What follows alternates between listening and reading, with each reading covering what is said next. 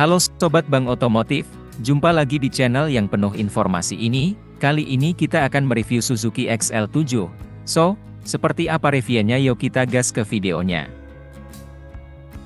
Kesempatan untuk mencoba SUV dari Suzuki akhirnya datang juga.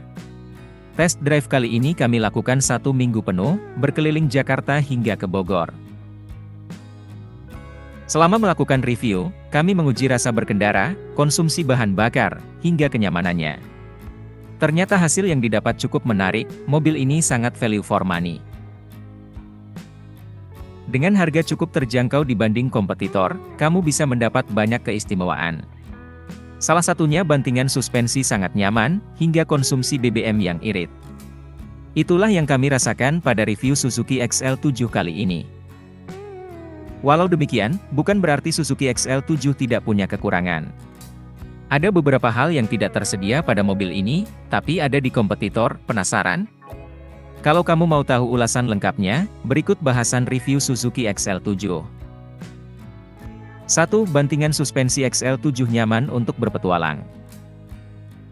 Ketika masuk ke dalam kabin Suzuki XL7, rasanya cukup nyaman lantaran interior dominan hitam.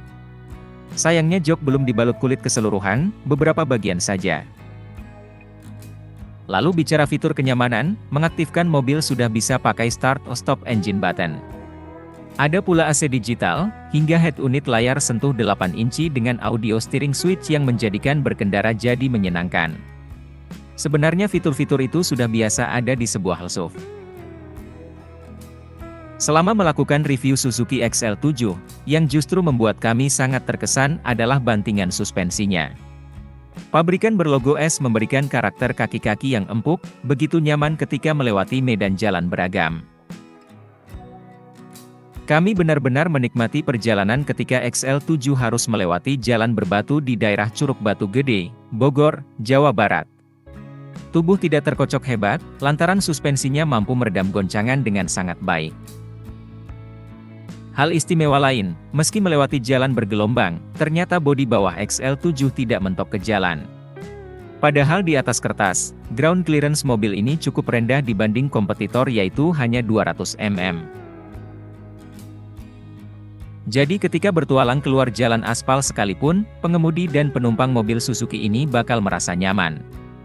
Dengan catatan bukan full off-road ya, tapi semi off-road. Maklum, habitat asli SUV ya tetap di jalan aspal. 2. Performa mesin Suzuki XL7, irit? Bagaimana dengan performa mesinnya? Jika melihat di atas kertas, memang biasa saja karena pakai kubikasi 1462 cc yang bisa menghasilkan torsi puncak 138 Newton pada 4000 rpm dan tenaga maksimal 104,7 PS pada 6000 rpm.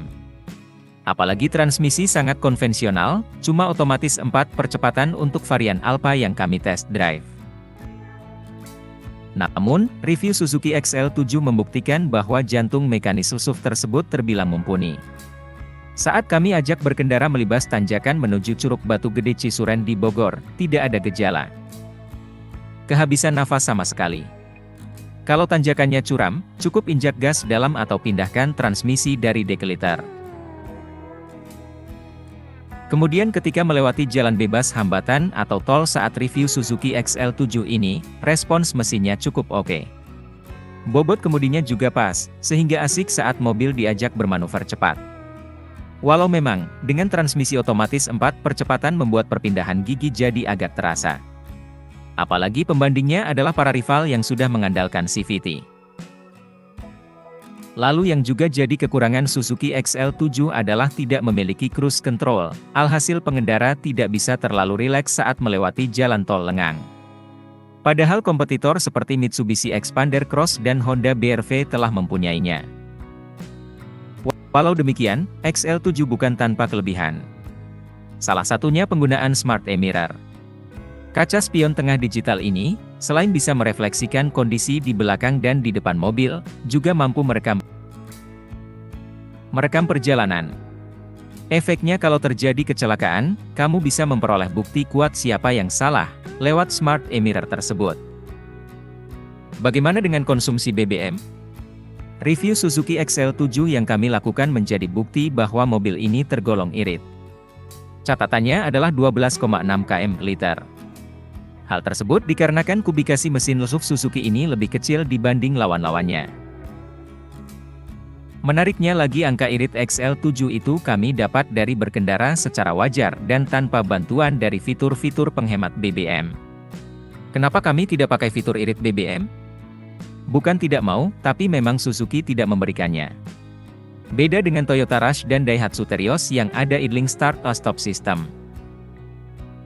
3. Harga XL7 terjangkau tapi fitur minim. Review Suzuki XL7 yang terakhir membahas lebih dalam soal harganya. Pabrikan berlogo S menjual varian tertinggi atau Alpha Edge seperti yang kami test drive Rp290,1 juta, OTR Jakarta.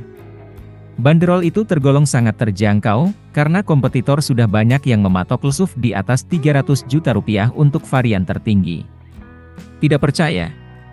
Sebut saja Honda BR-V Prestige with Honda Sensing Rp346,6 juta, OTR Jakarta, Mitsubishi Expander Cross Premium Pak KG CVT Rp326,75 juta, OTR Jakarta, dan Toyota Rush Gear Sport at Rp301 juta, OTR Jakarta. Walau demikian, dengan harga terjangkau banyak fitur yang tidak dipunya oleh XL7 dibanding para rival. Sebut saja sudah keyless tapi tidak smart entry. Ketika diajak berkendara, pintunya juga tidak terkunci secara otomatis. Bicara soal airbag, jumlahnya juga cuma 2. Padahal kompetitor seperti Toyota Rush dan Honda BR-V sudah memiliki airbag yang mengelilingi kabin, sehingga bisa melindungi penumpang belakang saat terjadi kecelakaan. Jadi setelah tahu kelebihan dan kekurangannya dari review Suzuki XL7, apakah tertarik meminangnya? Hihihihi, karena videonya sudah selesai, saya admin dari channel ini mohon pamit dan sampai jumpa.